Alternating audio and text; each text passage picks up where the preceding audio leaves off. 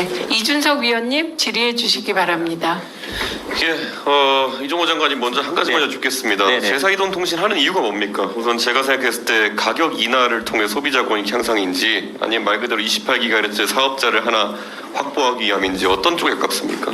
일단 이제 통신 이제 3사가 어떻게 보면 좀 이제 과점 체제로 있고 좀 이제 뭔가 이렇게 경쟁을 통해서 뭔가 새로운 서비스를 만들고 뭐 경쟁의 어떤 산물들이 많이 나와서 우리 국민들이 어떤 좀 편익을 누릴 수 있는 그런 점도 필요하고요. 예, 무슨 그다음에 뜻이겠습니까? 기존의 이제 통신 3사가 해결하지 못하는 28기가 대역에서의 어떤 그 새로운 선택권, 그 서비스의 어떤 그 품질 같은 게 있습니다.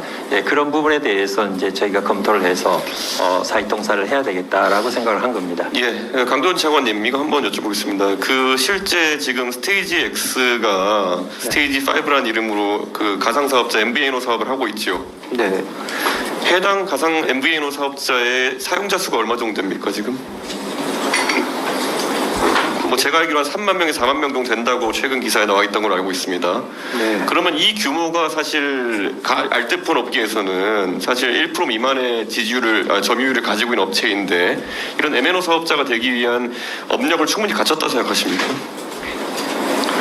일단은 신규 시장 진입에 대해서는 여러 가지 기회를 열겠다는 것이 우리 국회에서도 정해주신 전기통신사업법의 허가관리 등록으로 바뀐 조건들입니다. 그렇기 때문에 여러 가능성을 두고 시장을 열고 경매 절차를 거쳤던 부분이기 때문에 사전적으로 정부가 이걸 판단하는 것은 사실은 굉장히 어려웠던 부분이었습니다. 그런데 차관님 그런데 그렇게 보기에는 주파수라는 것이 공공재적 성격이 있고 한정된 자원이기 때문에 그래서 사실은 허가를 하지 않는다 하더라도 심사를 하는 거 아니겠습니까 지금? 근데 심사를 해서 주파수 할당을 하는 거 아니겠습니까? 그런데 그 과정에서 지금 적절한 심사를 했는지를 지금 따져 묻고 있는 거거든요. 예, 요건은 아까 장관께서 말씀 주셨지만 주파수 경매에 낙찰을 받았습니다. 그렇다면 그 다음 절차는 여기에 대한 서류를 제출해서 맞느냐 안 맞느냐 확인하는 겁니다. 예. 그 다음에는 기간통신사업자 등록으로 넘어가는 부분인데 맞습니다. 등록은 심사를 안 거쳐가는 부분입니다. 예, 알고 있습니다. 그래서 그 중간 단계에서 서류하고 내용들이 맞지 않았다 말씀을 드리는 것이고요. 예. 28기가 주파수 문제냐라고 말씀드렸는데 사실은 28기가 주파수 문제가 놓치기는 좀 아직까지 좀 여지가 남아있는 부분이 예, 있다고 알겠습니다. 말씀드리겠습니다. 실제로 그러면 지금 MVNO 사업자에서 MNO 사업자로 전환하기 위한 과정 중에 하나로 지금 이제 가고 있는 것으로 보이는데 전 세계적으로 이런 사례가 어느 나라에서 있었는지 혹시 알고 계십니까? MVNO가 MNO로 전환하는 실제 이게 그 스테이지 X의 사업 계획서 읽어보면은 거의 일본의 라쿠텐과 거의 비슷하게 진행되는 부분이 있습니다. 뭐 클라우드 기술을 사용한다는 부분이나 여러 가지 유선 백홀망에 대한 내용이라든지 이런 것들을 살펴봤을 때 비슷하다고 여겨지는데 그리고 또 하나 있는 사례가 독일에서 지금 최근에 MVNO 사업자가 MNO로 전환하는데 그 두 기업의 과정을 보면은 라쿠텐은 어쨌든 오프라인 유통망이라든지 이런 것이 상당히 확보된 업체이고 MVNO에서 업력이 검증된 업체이고 하지만 또 이 독일 업체 같은 경우에는 1200만 명 정도 MVNO 가입자를 가질 정도로 큰 사업자이기 때문에 기존의 사업자들과 협력이 가능한 형태입니다. 그런데 아까 경쟁 얘기하셨는데 지금 통신 3사와 지금 스테이지 X가 사실 MNO가 된다고 해가지고 경쟁할 수 있는 상황이라고 보십니까?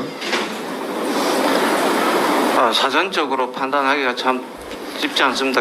경쟁에 전체적으로는 굉장히 약하고 어려울 겁니다. 왜냐하면 제가 굳이 말씀드리자면은 뭐 SRT랑 KTX에 비교하자면은 SRT는 사실 열차부터 시작해서 다 KTX에서 코레일에서 빌려가지고 사업하는 형태로 가는 건데 그걸 정부가 푸시하지 않았다면은 그게 시장에서 버틸 수 있는 방식이겠습니까? 코레일이 선뜻 자기 차량 기지와 검수기관과 기차를 내줘서 했겠습니까? 결국에는 저는 스테이지 X에 대한 주파수 할당 이후에 결국 정부의 지원책에 따라 가지고 결국 통신 3사의 판매 나머지 주파수에 대한 어떤 재판매 대가라든지 이런 것들을 정부가 개입해서 조정할 수밖에 없는 상황 아닙니까?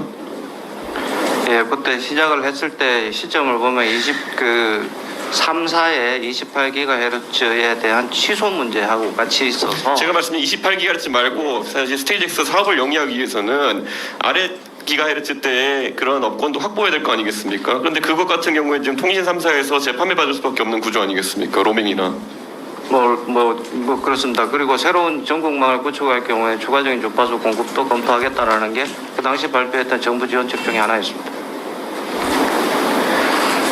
자, 추가 질의하시죠. 네. 다음으로 이정